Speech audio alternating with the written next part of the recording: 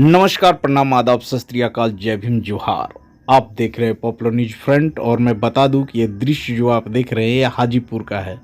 हाजीपुर के fun point resort में संत शिरोमणि गुरु रविदास की 647वां जयंती बड़ी ही धूमधाम से मनाई गई। सबसे पहले इस कार्यक्रम में उपस्थित तमाम अतिथिगण ने दीप प्रज्वलित करके इस कार्यक्रम का आगाज किया। उसके बाद एक एक कर सभी लोगों ने संत महापुरुषों के तैल चित्र पे पुष्प अर्पित कर इस कार्यक्रम की शुरुआत की। मैं आपको बता दूं कि यहाँ मौजूद तमाम अतिथियों को मेमेंटो, अंग वस्त्र और पुष्पगुच्छ दे करके सम्मानित करने का भी काम किया गया। इस कार्यक्रम में मौजूद लोगों ने अपनी अपनी बात रखी और महापुरुषों के विचार पर चलने की बात कही। यहाँ यह भी बताया गया कि रविदास समाज की जनसंख्या के हिसाब से उचित भागीदारी नहीं मिल पा रही है राजनीतिक में। जैसा कि जितनी जनसंख्या है उस हिसाब से राज्यसभा और विधान परिषद में जगह नहीं मिल पा रही है वर्तमान में। इसको लेकर के भी इस कार्यक्रम में चर्चा की गई और आगामी लोकसभा चुनाव को देखते हुए लोगों को जागरूक भी किया गया कि कैसे अपने मतों का प्रयोग करना है। इस कार्यक्रम में मैं आपको बता दूं कि इस कार्यक्रम की अध्यक्षता सेवानिवृत्त डीएसपी फ्रेश राम ने की। वहीं मंच संचालन इंजीनियर अमृत राम के द्वारा किया गया। मैं आपको यह भी बता दूं कि इस कार्यक्रम में स्वागत भाषण सेवानिवृत्त शिक्षक नथनी राम के द्वारा कराया गया। कार्यक्रम को सफल बनाने के लिए इस कार्यक्रम में मौजूद तमाम आगंतुक, अतिथिगण एवं इस कमेटी के एक एक सदस्यों के प्रति श्री बालेंद्र दास ने आभार प्रकट करते हुए उन्हें बधाई भी दिया।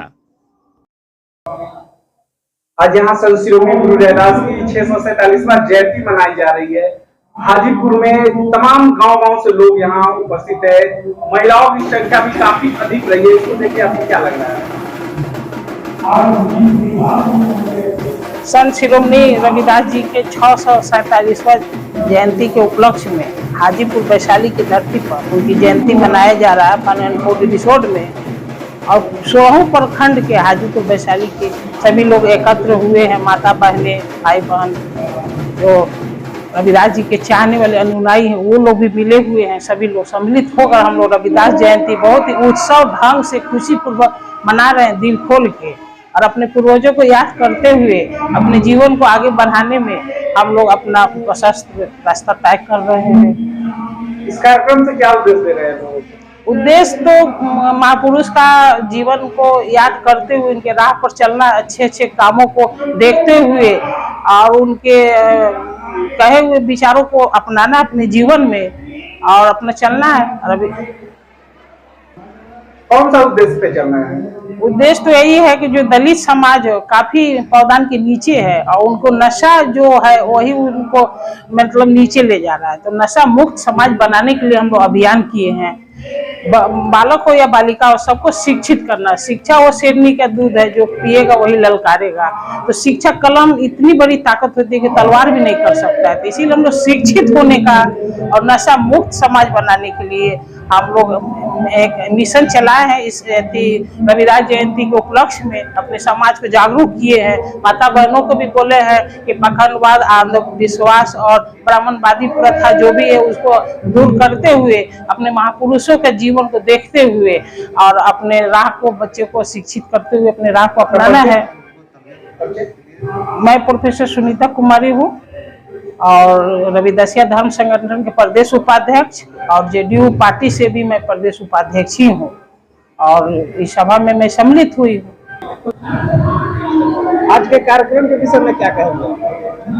आज का कार्यक्रम संत रविदास जयंती के अवसर पर आयोजित किया गया। तो कार्यक्रम का मुख्य उद्देश्य है कि जो गुरु रविदास का जो समतामूलक समाज की अवधारणा है, जिस बात को संत रविदास के बाद तत्कालीन फूले पेरियार बाबा साहब अम्बेडकर ने जिस बात को बढ़ाया, तो मुख्य रूप से आज के इस कार्यक्रम का मूल उद्देश्य है कि संत गुरु रविदास के जयंती के अवसर पर जो सामाजिक कुरीति वो आज तक जो पीछा नहीं छूटा उसके खिलाफ लोग संघर्ष करें और बाबा साहब ने जो संवैधानिक अधिकार दिया, महात्मा पेरियार, ज्योतिबा फुले, इन तमाम लोगों से शिक्षा लेके बाबा साहब अम्बेडकर ने जो संवैधानिक प्रावधान किया गरीबों के लिए, शोषितों के लिए, दलितों के लिए और इस देश में पिछड़े वर्ग के उत्थान के लिए, उन तमाम बातों पर व्यापक चर्चा होगी। समाज के लोग के बीच एक अवेयरनेस जागरूक करने का एक प्रयास है कि समाज के लोग आज़ादी के इतने वर्षों बाद भी जो मूलभूत सुविधा से वंचित है, जो शिक्षा चिकित्सा के मूल अधिकार से वंचित है, उनको किस प्रकार जागृत किया जाए ताकि और इतने अच्छे से समाज जागृत हो कि अपने हक अधिकार के लिए उन्हें किसी पर आश्रित होने की जरूरत नहीं है। वही लोग हो निश्चित रूप से उनको पूछे और उनको हक अधिकार मिल सके। जब तक लोग जागृत नहीं होंगे, कोई पार्टी, कोई राजनीति, कोई पार्टी के लोग उनको अधिकार नहीं दिला सकते। मैं महेंद्र राम, पूर्व प्रत्याशी, जदयू राजापाकर, वैशाली। आज का जो एक कार्यक्रम किया जा रहा है जयंती का, इसमें कई विशिष्ट अतिथि और मुख्य अतिथि भी नहीं पहुंच पाए हैं, क्या खास वजह है? आज संत शिरोमणि गुरु रविदास महाराज जी का 647वीं जयंती समारोह हाजीपुर के फन पॉइंट रिसोर्ट में मनाया जा रहा है। इसके अध्यक्ष पूर्व डीएसपी फरेश राम जी, अमृत राम जी और नथुरी राम जी के अगुवाई में और पूरे समाज के अगुवाई में हम लोग ने आज मना रहे हैं। उसमें विशिष्ट अतिथि आने वाले मुख्य अतिथि आए और कोई कारणवश नहीं आए होंगे, उस पर हम नहीं जाते हैं। हम संतों की बात को आज हम लोग अपना पूर्वजों के याद कर रहे हैं। जैसा कि संत शिरोमणि गुरु रविदास जी की अपनी वाणी है, ऐसा चाहूं राज में सभी को मिले अन्न, छोटा बड़ा सब सम बसे रहे रविदास प्रसन्न। हमको कहना है कि सभी को सम्मान और सभी को मान सम्मान देने का काम और इसके इतिहास में जाने के लिए, समता मूलक समाज बनाने के लिए जो संत जी ने हम लोग को रास्ता बताए थे, उसी पर चल के आज हम लोग अपना विचार व्यक्त कर रहे हैं और संतों के विचार पर चलने के लिए हम आज समाज को बता रहे हैं। इस कार्यक्रम में मुख्य अतिथि डॉक्टर लालजी मेधांकर हो गया या मुख्य वक्ता जनार्दन राम जी भी इस कार्यक्रम में उपस्थित नहीं रहे, इस पे क्या कहेंगे? किसी कारणवश उन लोगों का कार्यक्रम दिल्ली में है और वह नहीं आ पाए हैं और वह हम लोग को फोन से सूचित किए हैं कि यह कार्यक्रम में हमको देर हो जाएगा, हम लेट सवेर आ सकते हैं। इसमें कोई कमेंट की चीज़ नहीं है। इस मंच से अपने समाज को क्या संदेश दें? समाज में शिक्षित बनना, संगठित होना, संघर्ष करने का जो बात है और समता मूलक समाज बनाने में छुआछूत नीच के बाद जो करते थे, उस पर हम लोग को एक तरफ से एकजुटता बनाने के लिए हम अपने समाज को बता रहे हैं कि समाज को एकजुट रख के सत्ता पर काबिज किया जा सकता है। जी नहीं, सत्ता तो राजनीतिक बात हो जाएगी। यहाँ धार्मिक और संतों का जो वचन था, जाति पाति के फेर में उलझत सब रहे रोग, मनुष्य के खात है मनुष्य जात के रोग। यह जाति भेद के व्यवस्था को जो चलाए थे और जो व्यवस्था के तहत हम लोग को कार्यक्रम करना था, वह न करके हम लोग समाज को एकजुटता प्रदान करने के लिए बात कर रहे हैं।